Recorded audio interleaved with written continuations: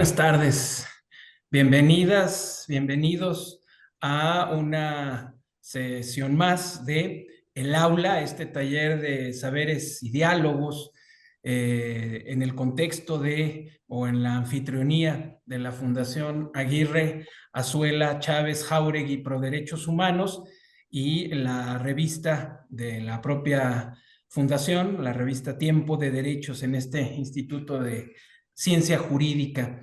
Pues esta tarde le doy la más cordial bienvenida y le agradezco su presencia, su asistencia a la maestra Ana Mercedes Sáiz Valenzuela, no solamente una buena amiga, sino sobre todo una profesional comprometida con la defensa de los derechos de, en general, todas las personas, pero particularmente aquellas que, por diferentes circunstancias, se encuentran en situaciones aún más vulnerables que otras.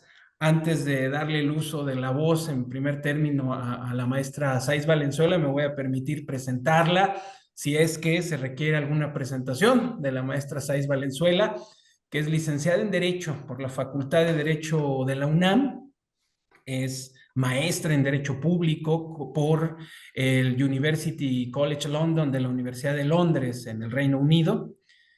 Fue asesora en el Consejo General del INE en temas de discriminación y derechos humanos.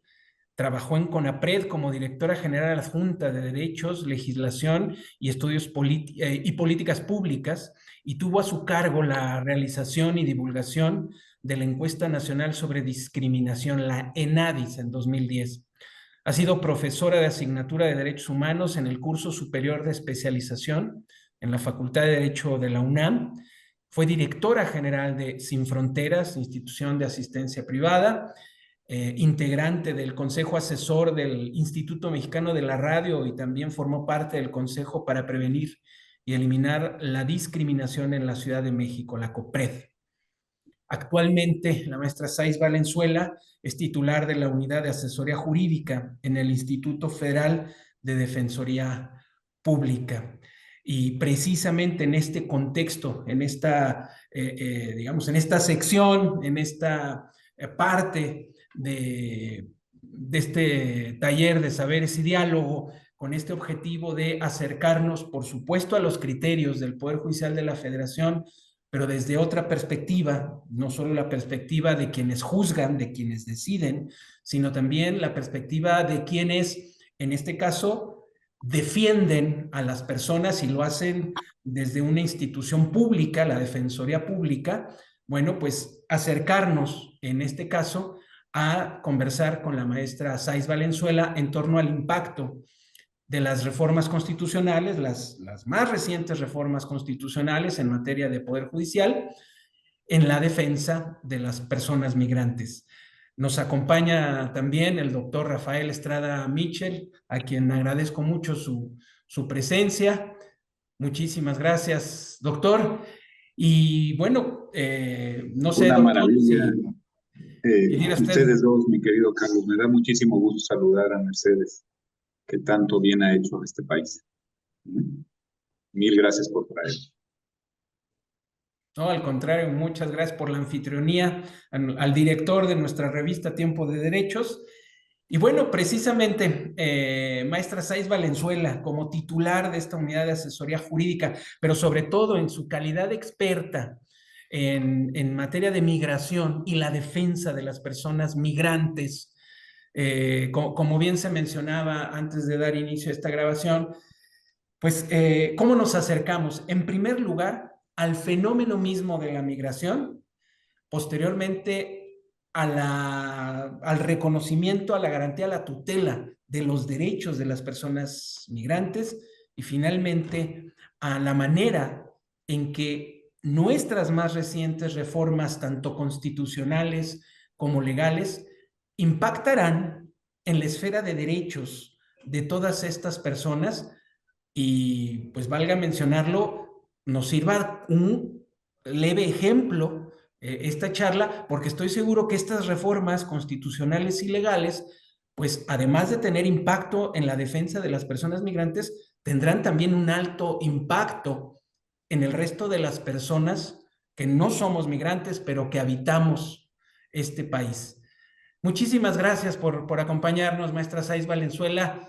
Pues empecemos por, como usted dijo desde el principio, ¿de qué hablamos cuando hablamos del fenómeno de la migración y su relación con los derechos humanos? Bueno, primero que nada, gracias por la invitación, gracias a la revista, gracias al programa y a la fundación. Y es un gusto compartir este espacio contigo y con el querido también Rafa Estrada. Entonces, es un gusto estar aquí entre amigos tan generosos, además que le suben a uno el autoestima. Entonces, es un gusto estar aquí hablando además de un tema que, bueno, a mí me parece fascinante. Y un poco cuando comentaste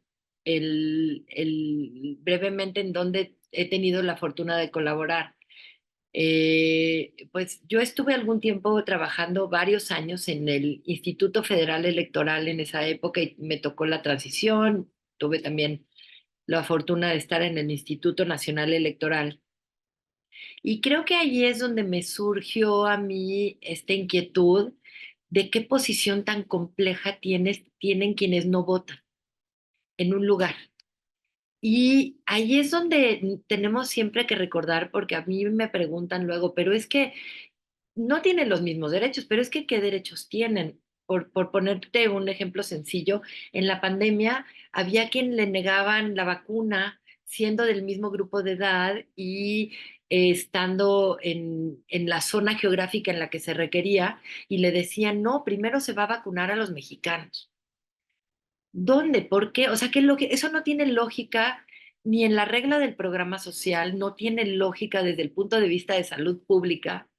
Lo único que obedece, pues esa cierta, no sé, xenofobia, una discriminación con la que a veces nos topamos, a veces también sin darnos cuenta.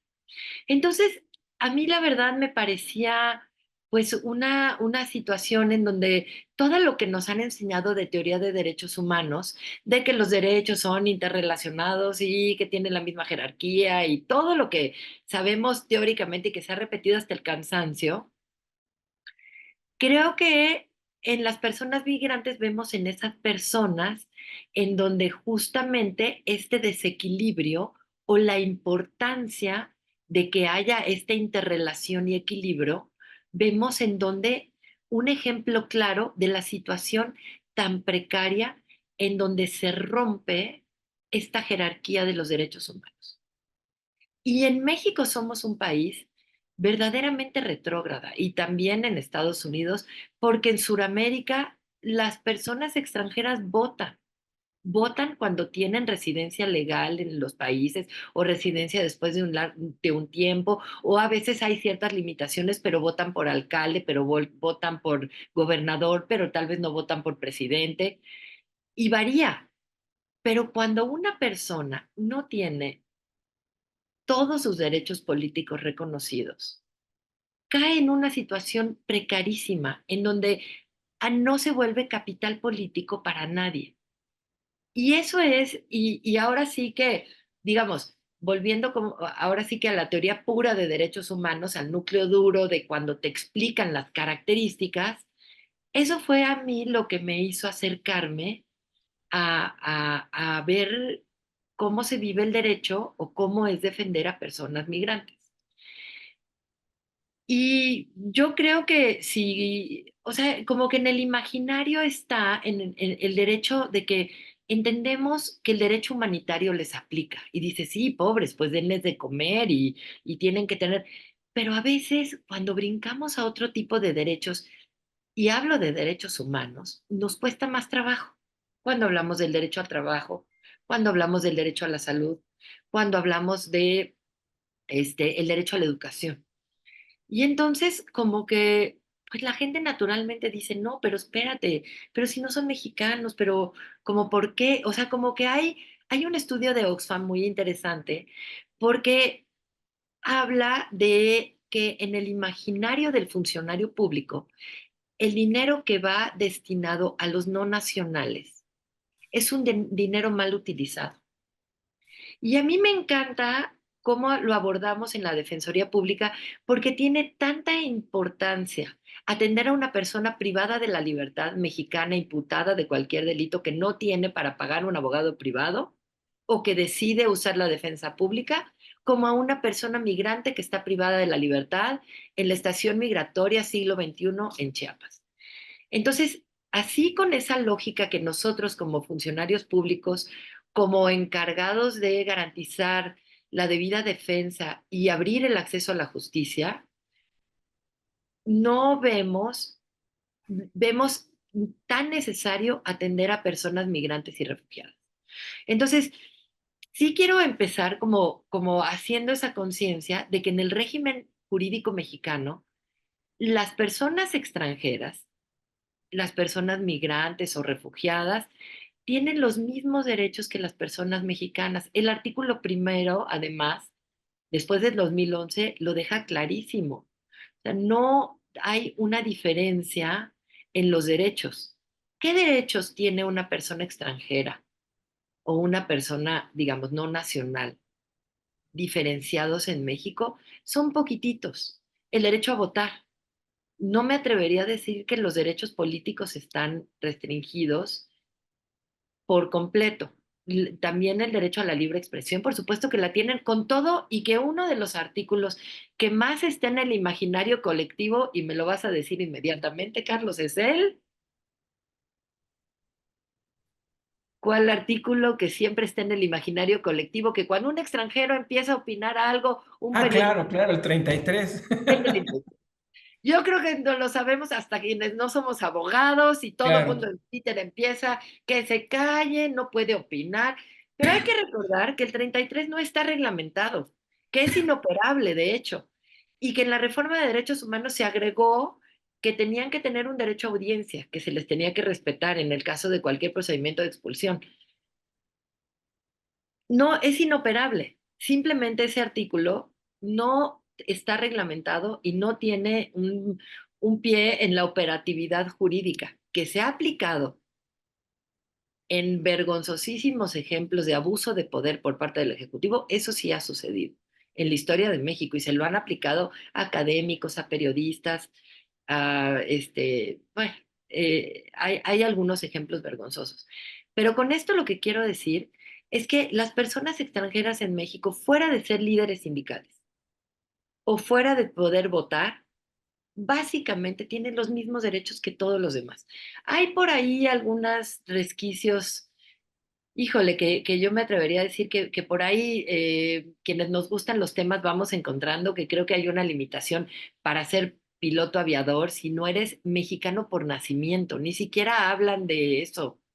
No, no se habla de extranjeros o el adquirir ciertas playas que, bueno, todo el tiempo vemos cómo la ley se la burla a la gente con muchos recursos económicos, ¿no? Pero en teoría tampoco podrían adquirir algún territorio en la playa, ¿no? Algo así. Como que quedaron estas disposiciones como que nos quedaron del siglo XIX con esta época de ver como sospechoso siempre al extranjero, ¿no? Una cosa ahí medio rara, pero ya a la hora de tomar la ley y ver el sustento jurídico, pues vemos que no, o sea, que realmente hay muchos elementos para defender los derechos de las personas migrantes y refugiadas y extranjeras en México, porque como que en nuestro imaginario siempre el migrante es la persona que llega sin dinero y que llega sin zapatos y por la frontera sur y en esta situación precaria. Como que se nos olvida que, pues, que las personas que ahorita viven en la Condesa y que todos trabajan con su computadora en los cafés de moda, pues son migrantes también. Pues, o sea, hay que empezar por como olvidarnos como de esas categorías que nos vamos creando, que son categorías sospechosas también, creo, claro. jurídicamente hablando, y tratar de ver la situación un poco más objetiva. Cuando yo empecé a trabajar el tema, a mí realmente me dejó como en shock ver que es muy difícil ejecutar una suspensión, hacerla efectiva o alguna sentencia en contra de las autoridades migratorias mexicanas. Y no es una cosa extraña en el mundo. Creo que esta es una situación, pues que tristemente hemos visto endurecerse cada vez más y el derecho como que no se aplica igual. Y es a veces muy triste y muy frustrante para quienes tratamos de trabajar este tema. Pero Eh, sí, Ahí precisamente sobre ese tema, Ana, ya que lo mencionas, porque hago la siguiente conexión. Independientemente de que la fundación que nos está recibiendo en su aula virtual tiene este apellido o este segundo nombre, Pro Derechos Humanos, principalmente me refiero a la revista que dirige el doctor Estrada, precisamente, se llama Tiempo de Derechos. Y cuando hablamos de un tiempo de derechos que todos presuponemos, asumimos o queremos pensar que es nuestro tiempo, el de los derechos, pues necesariamente estamos hablando de los derechos humanos, sin hacer distinción entre personas nacionales o personas no nacionales. Eso por un lado. Pero por el otro, también quisiera conectar esto que acabo de decir, lo del tiempo de los derechos, con el fenómeno que globalmente estamos experimentando. Es decir, las personas siempre nos hemos movido, ya lo mencionaste, sea que por causas de necesidad de sobrevivencia nos tengamos que mover, o por causas de comodidad o de un mejor trabajo, también o del o del amor. amor, claro, nos tenemos que mover, nos trasladamos, ¿no? El amor mueve montañas y por supuesto que también a las personas. Entonces, globalmente nos estamos moviendo, pero al mismo tiempo estamos atestiguando un recrudecimiento o una mayor intensidad en las medidas para, digamos, ya no solo contener o limitar, sino inclusive combatir este movimiento necesario de las personas. Nuestro país, como bien lo acabas de mencionar, pues es tanto receptor como expulsor, dirían algunas personas, de personas. Las personas mexicanas que tienen que trasladarse, tienen que migrar principalmente a Estados Unidos, a Canadá o a algunos otros países, España, yo qué sé. Y también en este país recibimos a personas que o están transitando, porque su destino es precisamente llegar a Estados Unidos, o simplemente vienen a residir, a tratar de sobrevivir lo que no pudieron, lo que no, a las amenazas que enfrentan en sus propios países. A partir de ahí y de este fenómeno, normativamente, ¿cómo estamos en este país? Y sobre todo, retomando tu experiencia tanto en Sin Fronteras como actualmente en la propia Defensoría Pública, ¿qué estamos haciendo las personas como tú, comprometidas con los derechos de todas las personas, incluidas también, por supuesto, las personas que están en una situación de migración o de tránsito? ¿Qué hacemos en nuestro país? ¿Cómo conseguimos que, como lo acabas de ejemplificar, al margen del origen nacional de la persona, pues le pongan una vacuna, consiga la documentación necesaria para identificarse y seguir en su tránsito, o eventualmente tenga acceso a que sus hijos, sus hijas puedan, mientras se encuentra en ese tránsito, recibir educación? ¿Cuál es el marco y qué decisiones consideras tú fundamentales para conseguir esta amplia tutela de los derechos de estas personas?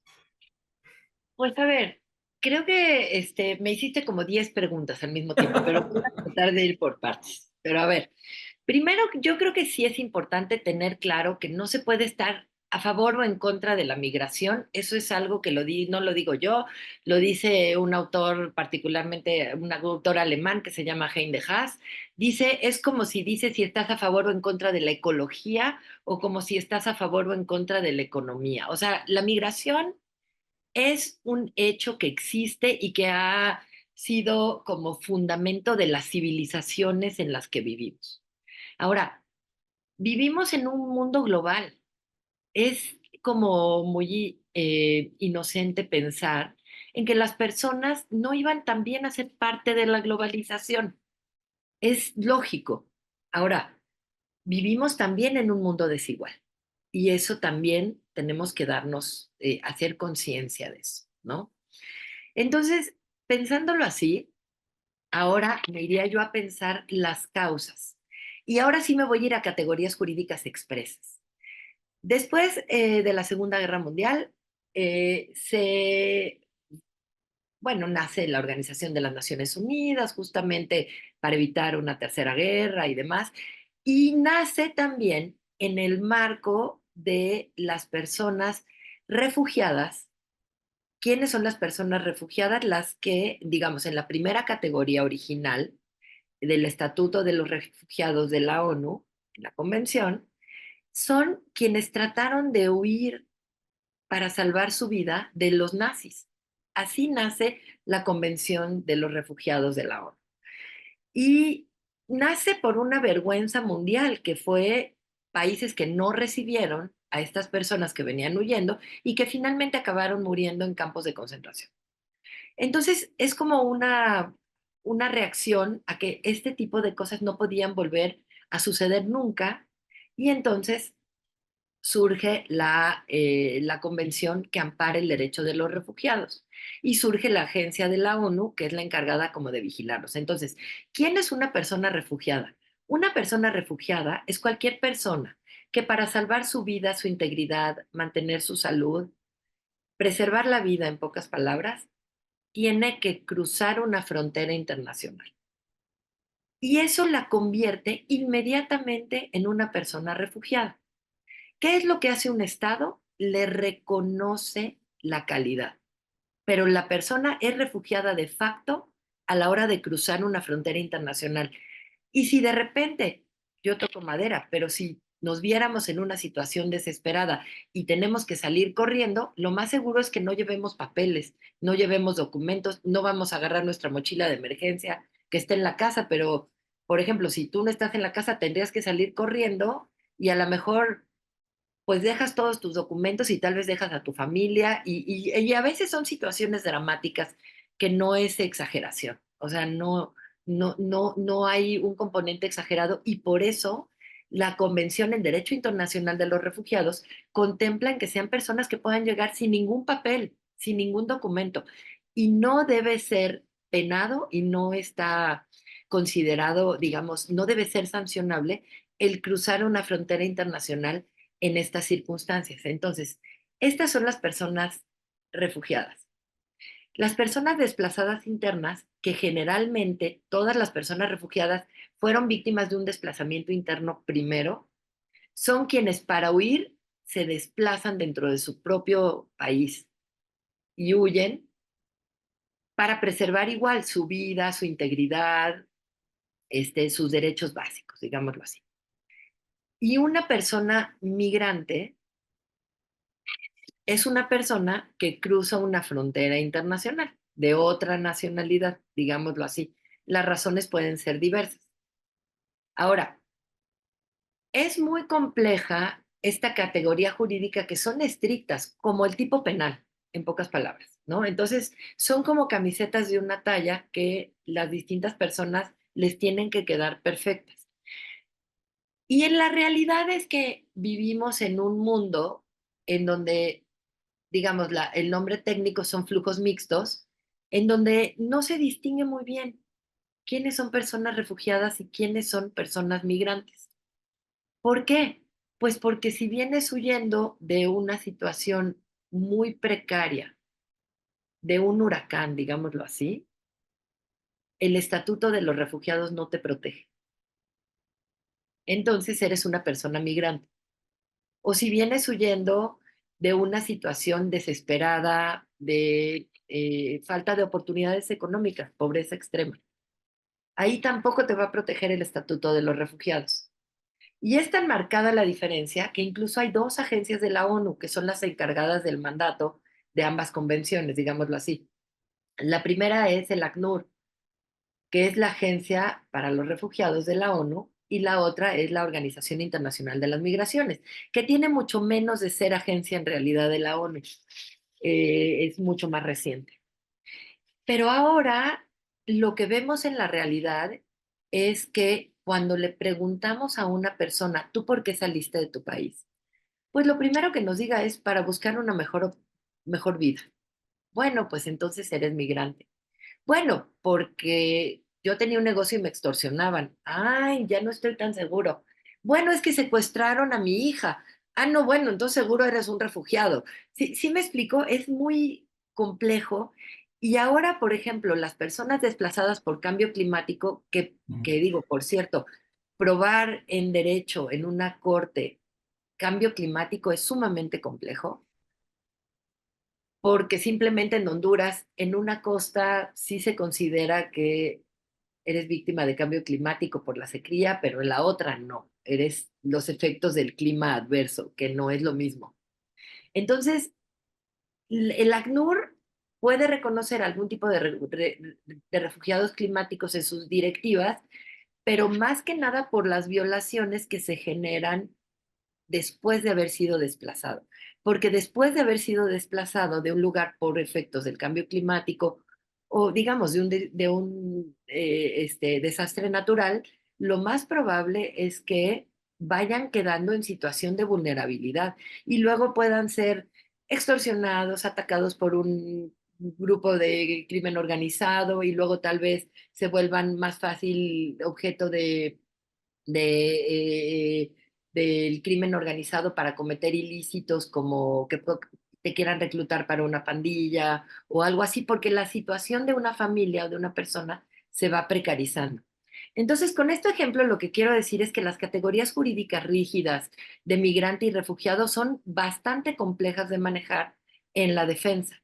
Y en México, que casi no lo enseñan en la Facultad de Derecho de la UNAM, en la época en la que yo estudié, como en la prehistoria, no sé qué tanto ahora esté un poco más de moda, pero cuando he ido a auditorios grandes de la Facultad de Derecho, por ejemplo, y pregunto, ¿quién ha oído hablar de la COMAR, que es la Comisión Mexicana de Ayuda a Refugiados?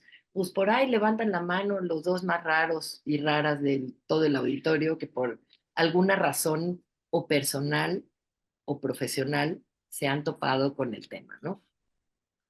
Entonces, la ley, o sea, esto viene a cambiar, sufre como un vuelco positivo con la reforma de derechos humanos, que justamente es de 2011 cuando nace la ley de migración en su actual, digamos, sigue vigente en la mayor parte de la ley, es de esa época y viene de la reforma de derechos humanos. Entonces, toda la parte, digamos, sustantiva de la ley es sumamente proteccionista y está alineada con el artículo primero de la Constitución y se reconoce el derecho al trabajo, el derecho a la educación, el derecho a la identidad, a la salud, todos los mismos que por fortuna tenemos tú y yo, Carlos, reconocidos.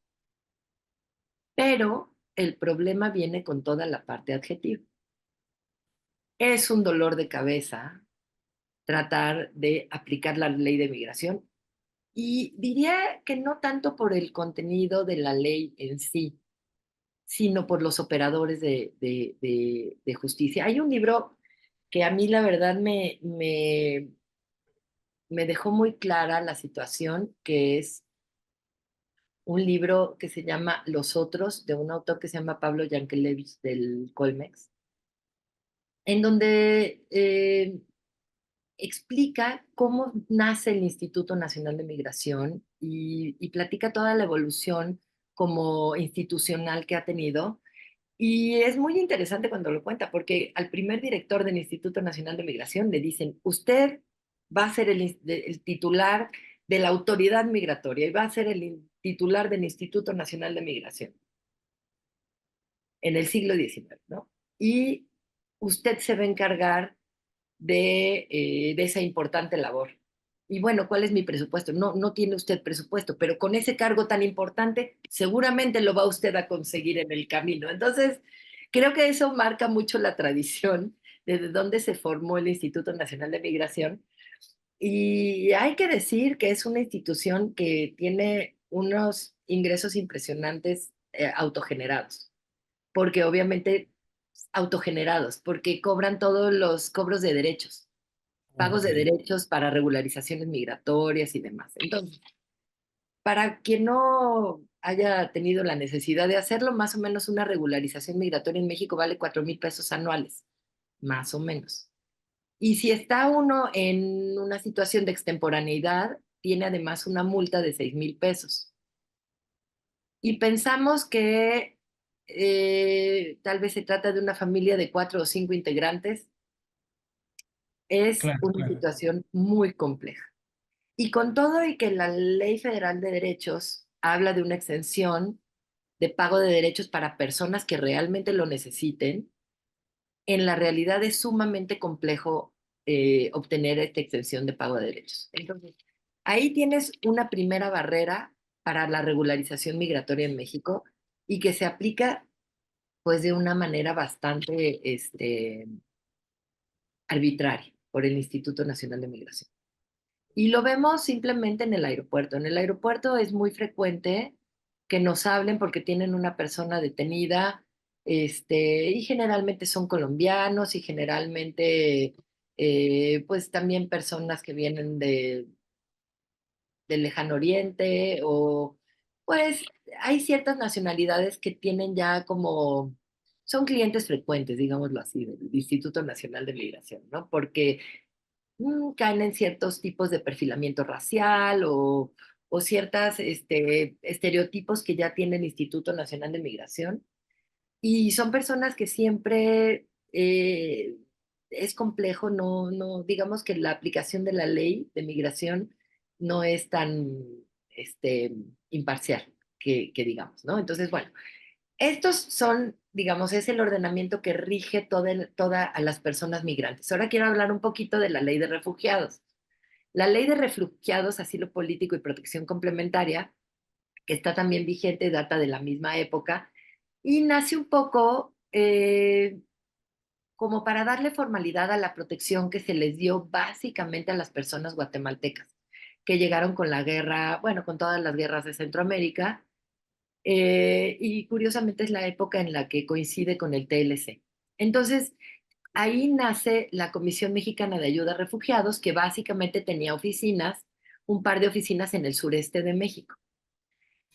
Y igual es una ley totalmente proteccionista, totalmente alineada con la convención y con el protocolo facultativo, que México ya sabemos que somos campeones de la firma de todos los tratados internacionales, entonces por supuesto también lo suscribimos. Y es una ley que relativamente funcionó para ese momento histórico y esa necesidad de acoger a todas estas personas de las guerrillas, ¿no? En Chiapas. Pero es una ley que además tiene inmerso no nada más la convención y el protocolo, la convención de 51 y el protocolo facultativo de 64, sino también tiene inmerso los acuerdos de el Cartagena, que es, digamos, es una pieza de soft law que rige para nuestra región de las Américas, digámoslo así. Entonces, ¿qué dicen los acuerdos de Cartagena? Que una persona refugiada es también quien huye de una situación de violencia generalizada. Digamos, el Estatuto de Refugiados es un poco más estricto en el estándar, en el sentido de que tienes que comprobar que tu vida en lo individual corría peligro, tal vez por alguna persecución particular, por alguna situación de salud, por algo individual. Y en cambio, el acuerdo de Cartagena es mucho más amplia la definición. Y esta, digamos, lo que hizo la ley de refugiados es meterla en su texto. Entonces, si bien es una pieza de soft law, en México es obligatorio reconocer, darle el reconocimiento de la calidad de refugiado a una persona que atravesó la frontera internacional para salvarse de una situación de violencia generalizada. Entonces, ¿qué vemos aquí? Ya quiero irme un poquito a la práctica. ¿Qué pasa con una persona venezolana o hondureña? Las primeras personas venezolanas que fueron llegando estaban reconocidas como refugiadas prácticamente al 98% de las personas que aplicaban, porque se aplicaba a Cartagena. Simplemente, como venías de Venezuela, venías de una situación de violencia generalizada, porque todos sabemos cómo está la situación en el sentido de que han tenido que salir más o menos 7.800.000 personas de Venezuela, que están básicamente en el continente americano. Digamos que el grueso se encuentran en Brasil y Colombia, que un poco como lo explicaba, las personas primero son refugiadas internas y luego lo más probable es que atraviesen a los países vecinos para salvar su vida, su integridad o su salud. Y a México en realidad pues han llegado pocas personas venezolanas, digamos, hablemos de unas tal vez 400.000. Digo, pocas en relación a, bueno, hay que ponerlo en proporción, pocas en relación a la cantidad de habitantes que tiene este país, Claro. al porcentaje de personas extranjeras, que en México, según el INEGI, tenemos 2% de personas extranjeras, de las cuales 1% son personas americanas, seguramente hijas de ciudadanos americanos deportados o familias binacionales. Y solo el 1%, digamos, son personas ya, digamos, que registra el INEGI viviendo en México como personas extranjeras. Entonces, es interesante porque hay que ponerlo todo en proporción. O sea, cuando vemos a todos los venezolanos en Tapachula, pues sí, son muchos y revientan cualquier capacidad institucional en una ciudad pequeña. Pero en la proporción nacional, creo que hay que ponerlo, o sea, las personas extranjeras en México, en realidad, por más que tengamos ese imaginario colectivo de que hay muchísimas, en realidad somos un país que tiene muy poquitas personas extranjeras. Pensemos que un lugar como España o como Francia tienen entre el 8%, 9% de su población de origen extranjero. Este, Aquí en Costa Rica andan por el 10%, digámoslo así, porque estoy aquí en Costa Rica. Entonces, creo que es algo que como que en el imaginario colectivo de México hay que empezar a desmitificar. No, no hay ninguna oleada ni invasión, ni mucho menos. Creo que generalmente es un problema que se genera por la gestión de la migración, no tanto por la cantidad de personas. No, Y no es. precisamente ahí sobre la gestión, porque supongo que a partir de todo lo que nos has mencionado, el gestionar este fenómeno, pues implica necesariamente, ya mencionaste el marco normativo, pues implica el cabal respeto a los derechos de todas estas personas. Y al fin y al cabo, pues tú como titular, como persona que coordina los esfuerzos de más de 300 personas asesoras jurídicas en todo el país, pues estoy seguro que enfrentan de manera cotidiana este tipo de problemáticas, ¿no? Relacionadas con la protección de los derechos de personas no mexicanas, de personas migrantes, sean refugiadas o migrantes, según la categorización que has mencionado. Sobre ese aspecto, ¿qué nos puedes decir respecto de tu visión como defensora de los derechos de estas personas? Bueno, lo primero que te tengo que decir es que tienes que ser muy creativo. Es la materia en la que creo que hay que ser más creativo. ¿Y por qué? Porque así como está escrita la ley de refugiados y está escrita la ley de migración y es absolutamente proteccionista, porque sí que lo es, la ley mexicana es de avanzada en cuestión de protección, la política migratoria y la operación migratoria no está escrita y hay que irla descubriendo día con día. México tiene una política completamente reactiva a lo que pasa en Estados Unidos. Entonces, ¿qué pasa? Vamos como acomodando o reaccionando a lo que sucede con el imán principal, que es Estados Unidos. Aunque no todo mundo, no es, digamos, no podemos hablar que es la generalidad, pero sí, digamos, a la hora de emprender los proyectos migratorios, muchas personas reportan querer llegar a Estados Unidos.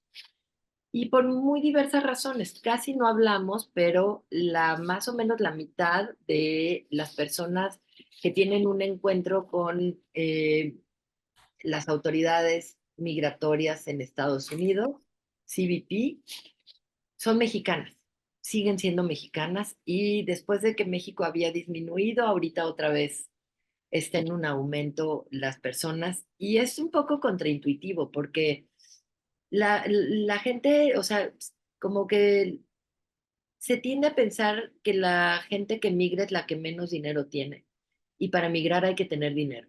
Es un mito pensar que puedes migrar sin tener dinero. Entonces, cuando a veces las familias empiezan a progresar un poco, tienen un poco más de entrada de dinero, a lo mejor se hace un proyecto migratorio de la familia o va uno de los integrantes de la familia. ¿Y qué es lo que sucede en México? Es que generalmente tenemos parientes en Estados Unidos. Hay 35 millones de personas de origen mexicano viviendo en Estados Unidos. Y más de lugares donde ha habido tradición migratoria desde hace décadas, pues es probable que tengan al tío, al primo en Chicago, en Los Ángeles. Entonces, estos proyectos migratorios, con la rigidización de las fronteras, se han vuelto más y más caros y más difíciles.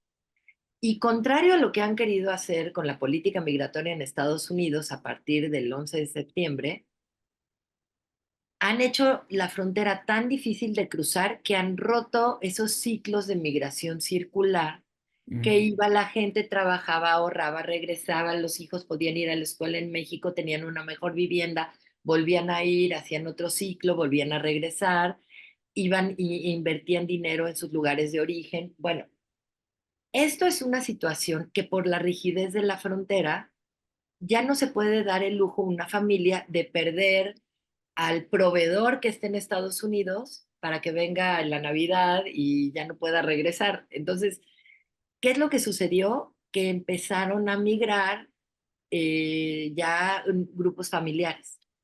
Si yo no puedo volver, pues vénganse ustedes. Eso fue particularmente notorio en el gobierno de Obama cuando llegaron muchos niños no acompañados, por ejemplo. Estos ya eran hijos de tal vez personas que llevaban 8, 10 años trabajando en Estados Unidos, los hijos crecieron, ya es imposible volver, pues vénganse ustedes. Y hay otra cuestión que también hay que considerar.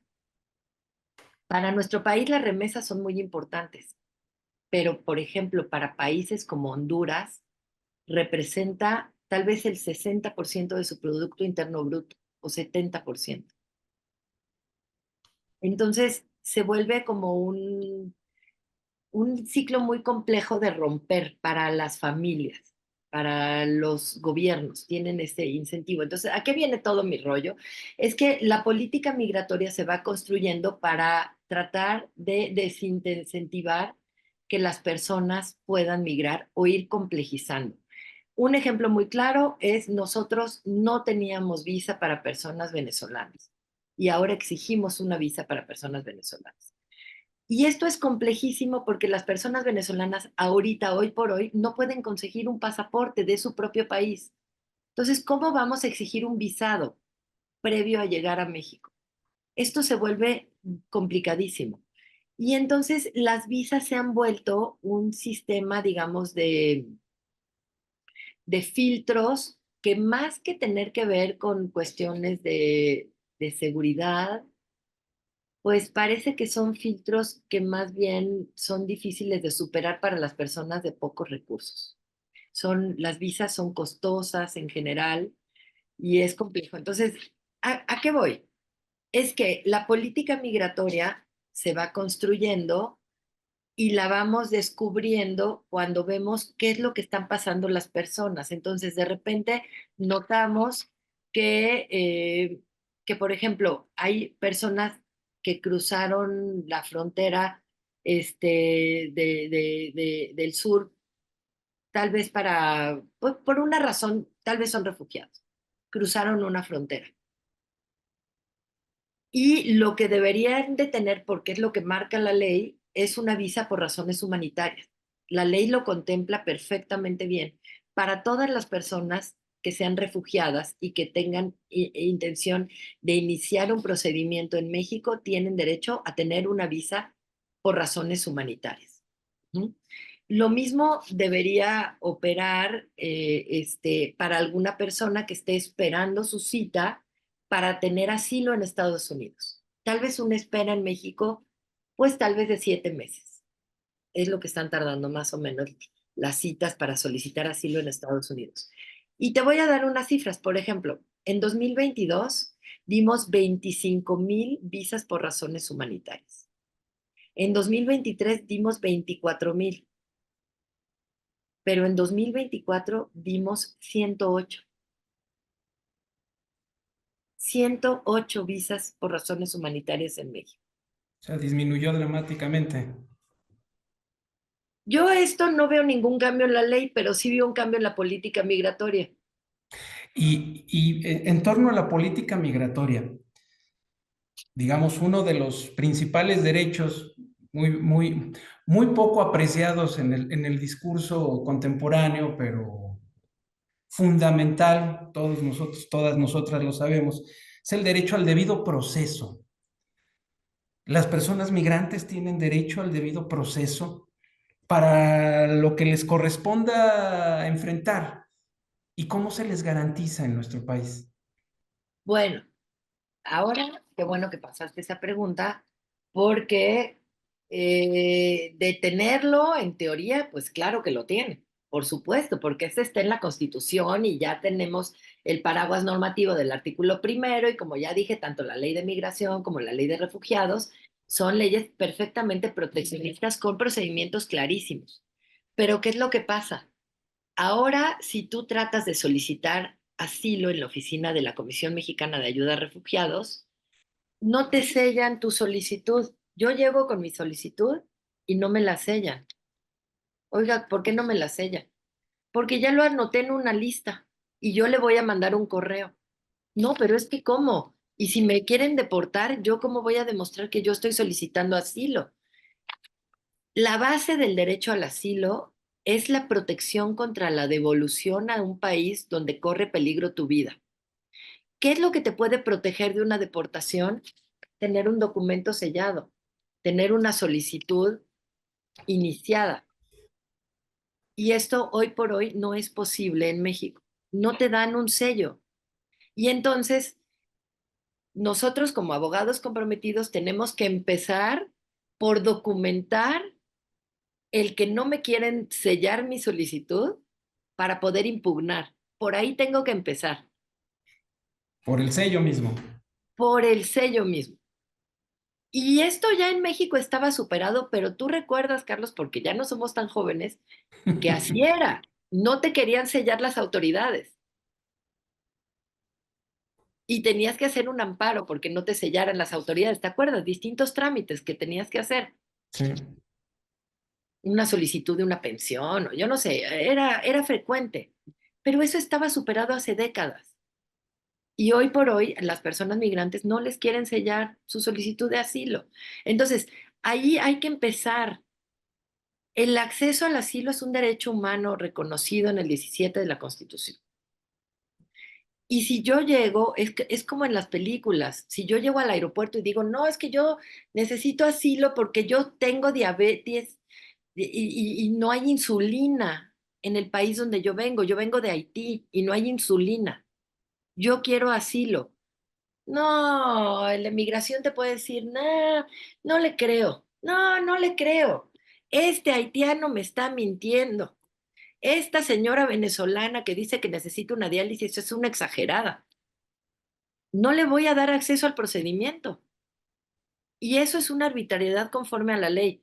Y entonces, ¿qué es lo que se hace? Pues inmediatamente dices, pues voy a interponer un amparo. El juez inmediatamente proteccionista me da una suspensión, notifícala dentro del aeropuerto. Tengo reportes de actuarios que corren de la terminal 1 a la terminal 2, de la 1 a la 2, de la 2 a la 1, devolvieron a la persona. ¿Pero cómo? Sí, la regresaron. Entonces, el reto de litigar cuestiones de migración es bien complejo y cuestiones de asilo, porque nos enfrentamos ante una autoridad absolutamente arbitraria. Y creo que todos lo hemos visto cuando llegamos a algún aeropuerto, porque nosotros somos de esas personas privilegiadísimas que tenemos pasaporte y visa, y la gente empieza, quítese los zapatos, se ve este o ir a un cuarto, a ver a qué viene, a ver, enséñeme, ábrame la maleta, pero ¿por qué trae esa botella? A ver, pero ¿qué viene a hacer? Quítese los zapatos. O sea, todos, la autoridad migratoria te deja como totalmente desarmada. No, nadie sabemos bien nuestros derechos frente a las autoridades migratorias y generalmente son muy abusivas en México. Entonces, tenemos que empezar por que nos garanticen para las personas migrantes y refugiadas estos mínimos derechos y esta mínima certeza.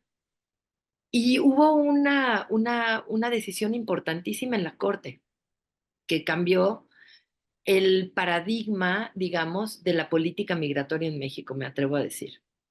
Y creo que me van a tener que invitar a otra sesión. Pero bueno, No, no pero sé si... cuéntanos de esa decisión, sobre todo por el impacto que tuvo en su momento, sigue teniendo, pero sobre todo el riesgo que adviertes, digo, a partir del contexto que estamos viviendo. Pero Sí, cuéntanos de esa decisión. bueno, pues esta decisión es una decisión importantísima que es de una sentencia justamente del 2023. Dio lugar a 5 jurisprudencias que aquí tengo el nombre de las jurisprudencias que dio un vuelco porque por fin y después de décadas de estar litigando se reconoce que la detención migratoria es una detención de carácter administrativo. Y es una detención de carácter administrativo que no debe durar más de 36 horas, como cualquier detención que dicta una autoridad administrativa, pues no sé, como por el alcoholímetro, algo así, ¿no? Es una detención que según los estándares interamericanos no puede tener un carácter punitivo, sino es un carácter simplemente que tiene que ser racional y proporcional para entender tu situación migratoria en un país, ¿no? Para entender si tienes derecho a regularizarte, si eres una persona refugiada que necesitas protección internacional. Entonces, para eso debe ser la detención migratoria según los estándares interamericanos. Pero la práctica en México era todo el tiempo detener a las personas migratorias. Hay 2 grandísimas cárceles migratorias en México que se llaman formalmente estaciones migratorias, pero que en realidad operan como cárceles porque es un reglamento similar al de las cárceles y las personas están ahí privadas de la libertad. Hay una grande en Tapachula que se llama la Siglo XXI, que tiene capacidad para 3,200 personas, y hay una en Iztapalapa que tiene capacidad de 1,500 más o menos. Y antes de esta gran decisión, que fue producto de un juicio que interpuso uno de nuestros asesores jurídicos en Matamoros para sacar, digamos, para sacar de la detención migratoria a 3 personas colombianas, y que el juez, digamos, eh, eh, se pide, digamos, primero se niega y luego lo que hace el abogado es que pide la tracción en la corte la trae y es una sentencia del ministro González Alcántara. ¿Y qué es lo que cambia el paradigma? Para empezar, que no puede prolongarse más de 36 horas. En segundo lugar, que todas las personas dentro de una estación migratoria, o sea, en un procedimiento administrativo migratorio, tienen el derecho a una debida defensa y tienen derecho a que el Estado les proporcione un abogado o abogada que pueda proteger sus intereses. Entonces, esto viene a dar un vuelco completo en la política de detención mexicana. Y en efecto, empezamos a ver que se queda, digamos, temporalmente con la terrible tragedia de la estación migratoria en Ciudad Juárez, en donde perdieron la vida 40 personas, básicamente porque no había salidas de emergencia, porque nadie les abrió la puerta, porque se asfixiaron con el humo, porque no había extinguidores, por un incendio provocado porque llevaban más de 3 días sin agua, sin papel higiénico, sin las mínimas condiciones de supervivencia. Entonces, tristemente pierden la vida 40 personas estando bajo custodia del Estado mexicano, estando en detención. Y yo creo que esto generó, junto con la decisión de la Corte, que sí cambiara la práctica de detención migratoria en México. Y en realidad, hoy por hoy, es extraño el caso que se prolonga más de las 36 horas para definir la situación migratoria de una persona o la situación de asilo.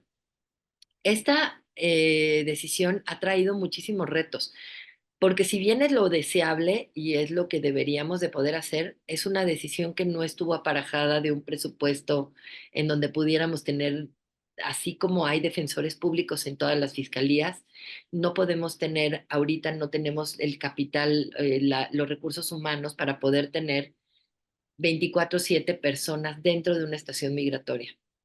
Y el Instituto Nacional de Migración lo ha interpretado como que tiene que ser un abogado de la Defensoría Pública, una abogada de la Defensoría Pública. Y en realidad es que tengan asistencia jurídica, de eso se trata, para guardar el debido proceso, para ver que tengan derecho a solicitar asilo en caso de necesitarlo, o para que puedan tener acceso a una regularización migratoria si tienen un hijo o hija mexicanos, o si tienen cualquier razón por la cual puedan caer en alguno de los supuestos de estar dentro de algún supuesto de la ley de migración y evitar cualquier deportación, digamos, arbitraria o ilegal. Claro. Entonces, esta decisión cambia el paradigma jurídico en México. Y entonces, a partir de lo que nos estás mencionando, Ana, digamos, resulta, voy a utilizar la palabra paradójico, que este cambio en la protección de los derechos fundamentales, el debido proceso, digamos, para las personas migrantes, pues fue resultado del impulso, de la defensa en este caso, un asesor jurídico del Instituto Federal de la Defensoría Pública, consiguió que el asunto fuera traído por la Suprema Corte, consigue esta decisión de la Suprema Corte, pero eso paradójicamente conduce a esta Defensoría Pública a que con esa interpretación que está dando el Instituto Nacional de Migración, solo para retomar los dos datos que diste, haya necesidad de contar con personas asesoras jurídicas que en Tapachula puedan atender a más de 3,000 personas en caso de que estuviese llena esa estación migratoria, o en Iztapalapa capacidad para atender a 1,500 personas en caso de que esa estación migratoria también estuviese llena, pues prácticamente todos los días a toda hora. Claro, Entonces, mira, te voy a dar el dato, pero justamente se sustentaron en lo que va de 2024, se han sustentado 828,000 procedimientos administrativos migratorios. Es imposible atender esa cifra. Eh, o sea, es como o sea, la detención migratoria, si bien no se está prolongando más de 36 horas, pues es una detención, es una política mexicana estar deteniendo a las personas. Es una política de detención, no es excepcional como lo marcan los estándares de la Corte Interamericana. Ahora, vamos avanzando en el sentido de que en efecto ya no se prolonga más de las 36 horas. Ahora, ¿qué es lo que sucede? También tenemos una política migratoria ahorita que rige con ciertas nacionalidades con las que tenemos acuerdo en otros países para quienes podemos deportar. Entonces, ¿qué nacionalidades está deportando actualmente México? Es básicamente guatemaltecos, hondureños y Venezuela está un poco detenido y Cuba también un poco detenido. Entonces, básicamente, lo que está pasando en estaciones migratorias es que detectan nacionalidades que pueden deportar, los deportan inmediatamente, como en una operación express, y a las otras nacionalidades los liberan con un oficio de salida, pues que es un trámite que les da a las personas 30 días para regularizarse en el país o salir del país por sus propios medios, ¿no? Es más o menos cómo se está operando. Entonces, a veces nuestros abogados de Defensoría Pública pues tienen que trabajar con esos oficios de migración tratando de encontrar algún supuesto por los cuales se pueda regularizar a la persona que requiere de los servicios. Pero si bien las personas no están ahorita ya en detenciones prolongadas, pues sí hay muchas personas en situación de calle y con campamentos informales, lo que nos ha llevado a otro tipo de reto jurídico que es básicamente hacer amparos para exigir atención humanitaria para estas personas y exigir que les atienda el Instituto Nacional de Migración buscando lo que dice la ley de migración, que es algún supuesto por el cual se puedan regularizar. Entonces, digamos que el reto al que nos estamos enfrentando es mayúsculo y sí logramos un cambio muy relevante y creo que preocupa el hecho de que venga una reforma de derechos humanos que toque Eso. el efecto del amparo para que no pueda tener efectos generales. Esta decisión no hubiera sido posible, este cambio estructural no hubiera sido posible con el amparo como está hoy en la reforma constitucional reciente, porque no podemos tener efectos generales. Cuando mucho esta decisión hubiera beneficiado a solo 3 colombianos. Claro, y tú el riesgo que adviertes es que al restringir excesivamente, bueno, al restringir los efectos de las decisiones, de las sentencias de amparo en situaciones como esta, pues las personas que en este caso son las menos favorecidas, de las menos favorecidas, porque ni siquiera están en su país, pues eso te lleva a que para cada una tendrías que promover un juicio de amparo. Imaginemos un campamento de Ujú. 45 o 50 personas en alguna colonia céntrica aquí en la Ciudad de México, pues te llevaría a promover 45 o 50 demandas de amparo en vez de Claro, promover solo una por toda esa comunidad. no tiene sentido. No tiene sentido ni en la protección de los derechos humanos, ni en el espíritu de la ley de amparo, ni tiene sentido para los tribunales que se van a ver desbordados, pues, no tiene sentido. Digamos Entonces, que, sí es un retroceso muy grave, yo creo que sí, y yo creo que pues en una democracia nos tenemos que fijar particularmente en las personas más vulnerables, más en situación de vulnerabilidad, porque las arbitrariedades nos van alcanzando de poco en poco a todos, ¿no? claro que sí. Eh, Creo que te tomaremos la palabra, Ana, para seguir ahondando no solamente en este tema de los derechos de las personas migrantes, sino, digamos, en toda esa amplia gama de temas de los que las personas asesoras jurídicas del Instituto Federal de Defensoría Pública, pues se abocan a defender, que va desde lo laboral hasta lo civil, pasando por la representación de niños, niñas, adolescentes en juicios de amparo, etcétera. Este amplísimo abanico de competencias que tiene el Instituto Federal de Defensoría Pública con sus 319 personas asesoras jurídicas distribuidas a lo largo del país, perfectamente bien coordinadas por la maestra Ana Sáenz, a quien le agradezco muchísimo la disponibilidad para conversar esta tarde con toda la comunidad de no solo la revista Tiempo de Derecho, sino también de la Fundación Aguirre Azuela Chávez Jauregui Pro Derechos Humanos. Muchísimas gracias, maestra Ana Sáenz. Y bueno, pues le damos el uso de la voz al doctor Estrada Mitchell, a Susana Miguel. No sé si hubiese alguna pregunta, algún comentario de las personas que nos siguen a distancia, más en el caso de Ana Sáiz, que está desde Costa Rica precisamente asistiendo a una actividad vinculada con estos temas de migración. Entonces, adelante, Susana o Rafael, por favor.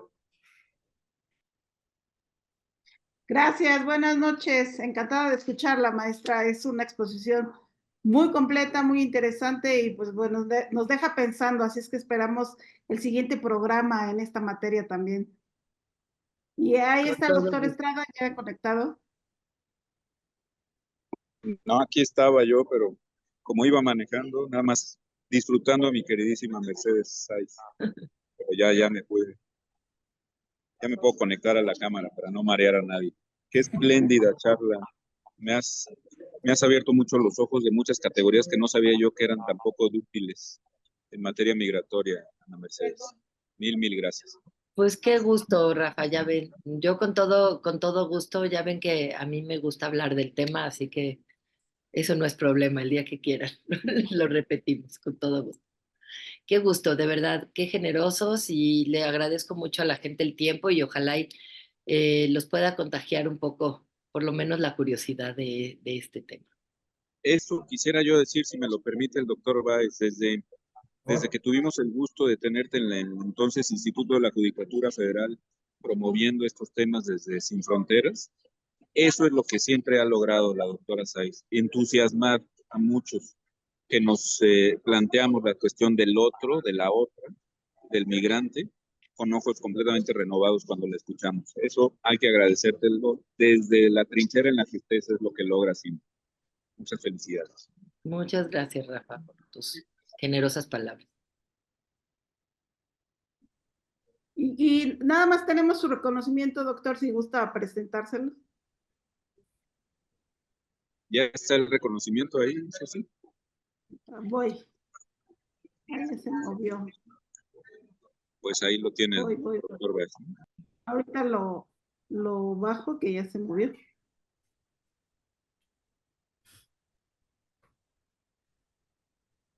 Pues te comprometemos, Ana, para que luego agendemos la continuación de esta charla y en un momentito más Susana nos muestra el reconocimiento y sobre todo nuestro agradecimiento por acompañarnos esta tarde. Aquí está. Con todo gusto. Muchísimas gracias. Aprecio mucho el reconocimiento, de verdad que sí. Lo aprecio mucho, mucho. Muchísimas gracias. Me lo harán llegar por correo electrónico, espero. No, y en físico, ¿no? Ah, buen físico, perfecto. Ahí la cercanía, Sir Charles. Por supuesto Estupendo. Que sí.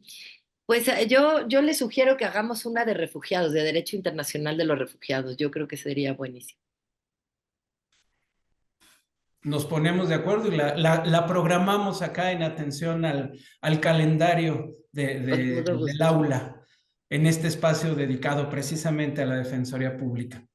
Con todo gusto. Pues qué gusto. Muchas gracias por haberme invitado.